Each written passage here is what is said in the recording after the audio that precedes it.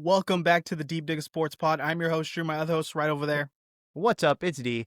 Good to see you again. Be sure to hit that like button. Be sure to subscribe. Drop some comments below. Let us know your thoughts. What are we digging into today? Today we are talking the college football AP poll coming out. Couple of surprises there at the top. I think we should just talk about what's your biggest takeaway right off the top, and then we'll work our way down the list. So, right off the top, do we want to kind of go through the list or just, hey, first impression of it?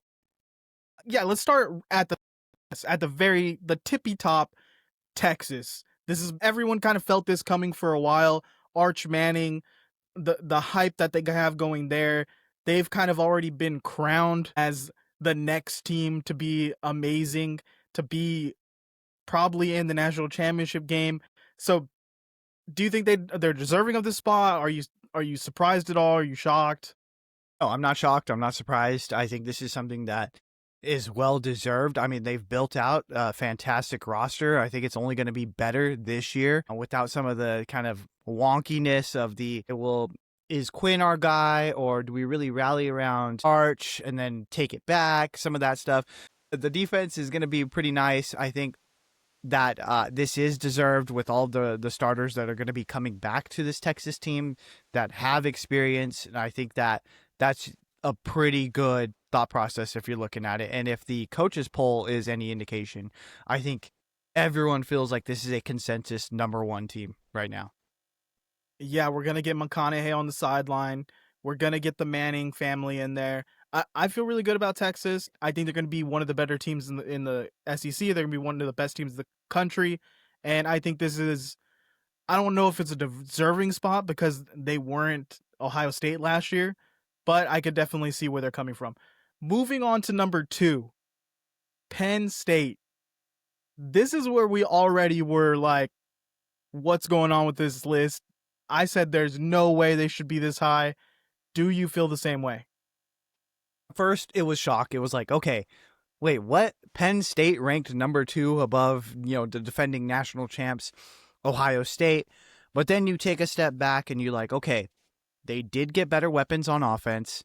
Yeah, they lost a great tight end, but they're returning a lot of offensive linemen. They're returning Drew Aller. That's the most important piece right there. And then you look at the other side, and you lost a lot if you're Ohio State. You lost a lot of these guys that were your ride or dies for the last 3 or 4 years. And now you're stepping into an era where I know they lost their quarterback, but I do think it's kind of egregious to have Penn State over Ohio State at this point, especially when you look at Ohio State. And I think they have the best offensive player in the nation in Jeremiah Smith. And I think that they have the best defensive player in the nation when it comes to Caleb Downs. And I kind of, any way you slice it, I think that this is going to be a stacked Ohio State roster. You can't deny that they've already built, and I think that they're going to fill the gaps any way they can. I know they have 2 guys really battling for that starting quarterback spot, and I think either one of them is going to love the weapons that they're going to have at hand. I would have still put Ohio State at the number 2 spot over Penn State, but that's just me. Am I off on this? No, I think you got to give it to the champs here. And I think what gave them the edge was the quarterback position. But also, Ohio State has a track record of having great quarterback play in college. So Penn State, Drew Aller needs to show that he's going to perform at the highest level when it counts. And we just didn't see that from him. So I get it that he's coming back. He's going to have another year of experience under his belt. But we also saw him kind of fold in the last game of the season. And you're kind of rewarding that. That's where this list kind of gets me. But number 4 here, Clemson. That's actually another surprise for me, over a Georgia, over a Notre Dame, over an Oregon. And I know they're handling business in the ACC, but they had no weapons to compete with these better teams in better conferences. Do you think they've solved that problem? And is Cade Klubnik going to be the guy that he's kind of a guy that I think is the safest bet for a Heisman to me if they figured out the weapons problem? Well, yeah, I'm a big Cade Klubnik guy going into this year. I think he's going to perform amazing And I'm actually on the opposite. I think if we were going to put in my ranking, if I would have put Ohio State at number 2, I would have probably backed with Clemson at number 3 and dropped Penn State down to 4. Clemson is stacked this year from top to bottom. They have guys that get after the football on the defensive side. They've gotten a lot better. Offense of is a guy that had a huge leap from the year before to last year, and I think he's only going to get better moving forward. I think that this Clemson team is going to do some damage, and it doesn't matter who they play. I think that they're going to be a tough out for anybody in the nation. They're stacked. They're so stacked. Yeah, I'm pretty high on Clemson this year, but we'll see. Can they run with the Georgia? Can they run with the defense of Notre Dame? But let's talk about Georgia, Notre Dame, Oregon. That group of 3 right there. Who stands out? Who do you think is maybe could be overrated? Number 1 overrated for me is Oregon. I think Oregon is going to have a very tough way of going about it. I think that they're going to have to have some growing pains early on and figure that out very quickly. If not, the season could get away from them. They not only lost their quarterback, but they lost 4 starting offensive linemen. Now you're stepping into this completely new offensive unit. You're going to have to figure things out. I think that is too much to overcome. And we've seen that once they did play the upper echelon of the Big Ten, yeah, they had a win against the national champs, but then they come back and get beat. I just don't. Dan Lanning is going to have to coach his butt off to get these guys, where they need to be, and you're putting a lot of pressure on first-year starter Dante Moore. Yeah, I'm right there with you with Oregon. I'm just gonna be out in Oregon compared to these other teams like Notre Dame and Georgia and Clemson, because we've seen them play really well on a consistent basis. I want to talk about Alabama, LSU right here. Couple of SEC teams. Which one do you think is more likely to have a fall from grace? I know people have been talking about DeBoer and Alabama potentially not being able to compete anymore in the NIL era. LSU to me is the team that wasn't that great last year. And I know everyone's talking about Nussmeier. I wasn't that high on him last season, and he really needs to show out for me to really believe in the guy. I think LSU was a roller coaster. They had really high highs, and it felt like games where you're like, damn, okay, LSU might be back. LSU might be like a figure moving forward again, and then they would disappoint you. And then they'd have really high highs, and then they disappoint you. And I got caught on that train a couple of times where I'm like, oh, Nussmeier looks awesome. I'm going to go ahead and take him. And then he just goes out and throws a stinker. And it's like, it's not even just him.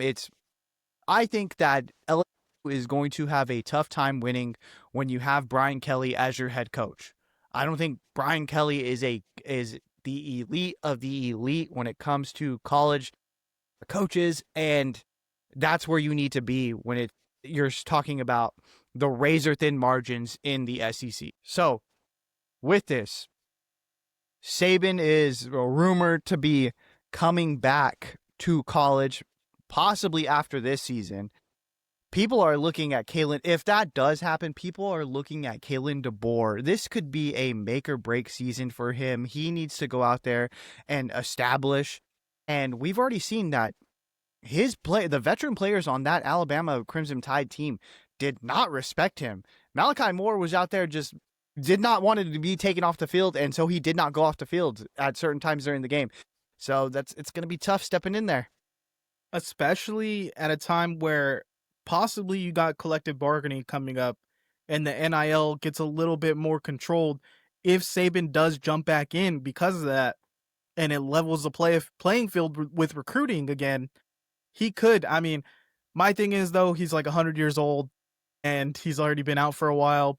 Will he be able to come back and recapture the magic? They won the games, but there was a lot of hopes and prayers at the end of these games last year for Miami with Cam Ward. So I don't know how well they perform with Carson Beck. And then you have Arizona State, who lost a straight dog in Cam Skattebo. Can their quarterback really carry them as far as they did, or even farther in the playoff this season? Yeah, I think Arizona State is returning something like 12 starters this year. they're going to be a good football team. Most importantly, it's the quarterback Sam Levitt coming back. The one thing, okay, so I'm going to group these next like 5. So 10, Miami, 11, Arizona State, 12, Illinois, um, 13, South Carolina, and 14, Michigan. I'm going to lump them all together as this is big boom or bust territory for all these teams. Realistically, Miami had a great year, but a bunch of one-score games that they ended up eking out. You could say the same thing about Arizona State, and you could say the same exact thing about Illinois. On the other end, South Carolina, you get screwed over a little bit with the LSU game. You make a really strong push towards the end of the season. I don't know how much stock to put into that, but you have 2 very important pieces coming back in Lenore Sellers and Dylan Stewart. I think you can build off of that if you continue to have the right attitude and keep pushing forward. And then Michigan. Everyone's talking about Michigan. You got this big upset win over the who turned out to be the national champion Ohio State Buckeyes. You got your quarterback in the freshman quarterback that ended up flipping because of Dave Portnoy and a billionaire. It's a lot of pressure coming in. There's a 3-game suspension from your head coach, a self-imposed 3-game suspension in order to, hey, NCAA, we did wrong, I guess, but we're going to punish ourselves. Don't worry. I think more punishment is coming. But if this team can stick together and kind of rally through this, I mean, they have a great defense at Michigan. They're just straight up dogs. If they get any type of quarterback play moving forward, we've seen what they did last year with guys that like constantly in rotation, Alex Orji, me and you stepping in there, and they ended up winning some games that they weren't supposed to. If there's any level of quarterback play that is beyond what Alex Orji got you, you might be a dangerous team moving forward. So all of these teams, I feel like, are very big boom or bust, and I'm excited for them. Illinois had a bunch of one-score games that they barely eked out, and when you're looking at teams to be disappointing or, hey, not have a big fall-off, that's something that you look forward or you look at, but they also have a bunch of returning players that were starters last year. Luke Altmaier's coming back. He had a huge step up in play last year. Can he continue that? I'm excited to see how the kind of chips fall within that middle of the top 25. I'm actually going to group together number 13 South Carolina, number 14 Michigan, and number 15 Florida. And I'm going to call these teams could win it all. I'm going to throw it out right there. I think these 3 teams, like you said, boom or bust potential. I'm really high on South Carolina. I think Lenore Sellers could win the Heisman. He's my pick. Florida with DJ Lagway, I think he's going to be amazing this year. And then Michigan, who we thought for a while last year's season was going to be a dumpster fire, complete disaster, really turned it around at the end of the season. And I think they're going to be pretty solid this year and compete in that Big Ten. Now, South Carolina and Florida, I think they could be back. I think Florida could be back. I think these teams could compete with the top of the SEC. I'm saying it now, putting it on wax. South Carolina, especially to me, has the weapons. They have the quarterback. They have a run game. They have the D-line. I think they have every component that you want in a championship team, and I really wanted them to sneak into the playoffs last year. If LSU didn't get a cheap win on them, I think they would have been able to get in. I could see South Carolina having a very good season, a season where they build on from last year's progress. The one that I'm going to take out of that conversation immediately is Florida. I'm going to immediately take them and be like, okay, sit down, go ahead, and I could see them going like 7-5 and being a very good year for Florida. I could see them going 8-4. Listen to this. They have they have a murderer's row of schedule. So Florida, they're going to play. I'm just going to kind of cherry pick.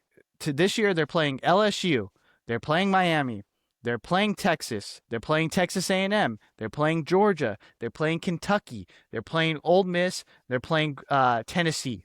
That's a tough schedule. Last season, beat Ole Miss, beat LSU. Okay, 6 point loss to Tennessee. So I I don't mean, know. I'm gonna on a go ahead. down year where we were counting them out, at the end of the season they really turned it on. So that's kind of what I'm leaning into. I think DJ Lagway, once he got in, got some solid starting time in him, this team really started to turn around and make a push. So that's kind of what I'm basing this on. I wanted Billy Napier fired within the first 3 weeks last But year. yeah, we were calling for that. Like, We were yeah, calling for that no, nonstop. I don't think that he is a good coach. And yeah, I get like, hey, towards the end of the year, you pulled stuff together, but and you really want to keep that relationship between Billy Napier and DJ Lagway. I don't think that Florida is going to take this next step into the realm of being contenders. I don't see them going through this type of schedule and coming out the other end and being like, you know what, we did it. We're victorious. I don't see that happening. I'm going to immediately eliminate them right now. I'm going to eliminate them from playoff contention. I'm going to eliminate them from SEC contention. I'm hoping they get a really good bowl. All right. Well, we're gonna wrap this up soon here, but I'm gonna group together 16 through 22 here really quick. As listen, you guys are gonna have a fun year. There's gonna be some high highs. There's gonna be some low lows. I think this group of teams, there's gonna be some fun football. Enjoy it, but you're not gonna be in the playoff. I kind of like Texas A&M. You okay? You and your Texas A&M. I don't want to hear about it because last year you were saying this last season, and then you're like, if they just figure out the quarterback, if they just play the right quarterback, and they didn't. in. That's the thing. They didn't. They kept playing Connor Wegman. Connor Wegman did not need to see the field anymore. Once you had Marcel Reed step in, I think you should have just rode the wave of Marcel Reed and just, hey, let him get his licks, like let him learn on the fly and keep it pushing, because he would have had so much more valuable experience coming into this year where he is going to be the guy. I feel like Texas A&M, great defense, gets after it. Mike Elko, real tough football guy. I think he builds the program the right way. I think if you just get it right on the quarterback end, this Texas A&M team is going to go far. I could see them competing for the playoff spot. 7 wins. All right. Let's talk about the team that maybe is getting disrespected here because they're paying out millions and millions of dollars to these players. Texas Tech being number 23 on the list. I know they haven't really done anything lately, but you have to admit they've brought in a crazy recruiting class. They've invested the money, and this is the year they're going all in for it. So does it pay off? I could be wrong here. I want to say they brought in like 12 4-star transfers. So Something like crazy. they are spending money. I want to say that they have the most NIL money paid out this year. It is insane. And honestly, they were good last year. They did have a really good push, and I think that if you look at the Big 12, everyone is kind of on the same playing field when it comes to that.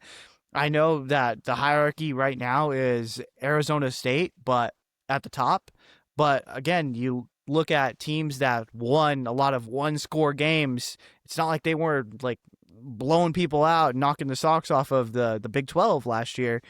This Texas Tech team could make noise in the Big 12, and if that happens, I think that they'd be a tough out for a lot of people. They got better on each level of the defense. They went out and grabbed a bunch of edge rushers. They got some linebackers, and then they even got some people on the back end. I feel really good about Texas Tech. If they can continue to build off of what they're doing moving forward, I'd feel good about it. I don't know how much hype to really truly give them, but it has to make you excited when you see the dollar signs.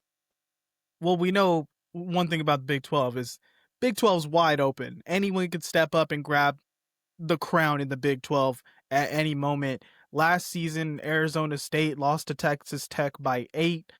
Texas Tech lost to TCU by 1. They beat Iowa State by 1. They lost to Colorado. They blew out West Virginia, and they lost to Arkansas. So a really up and down season, but there's some impressive wins there. There's some bad losses. I'm not sure how high I am on them to turn it completely around into like a 10, 11 win team in one season, but we'll see. I mean, does money talk in this?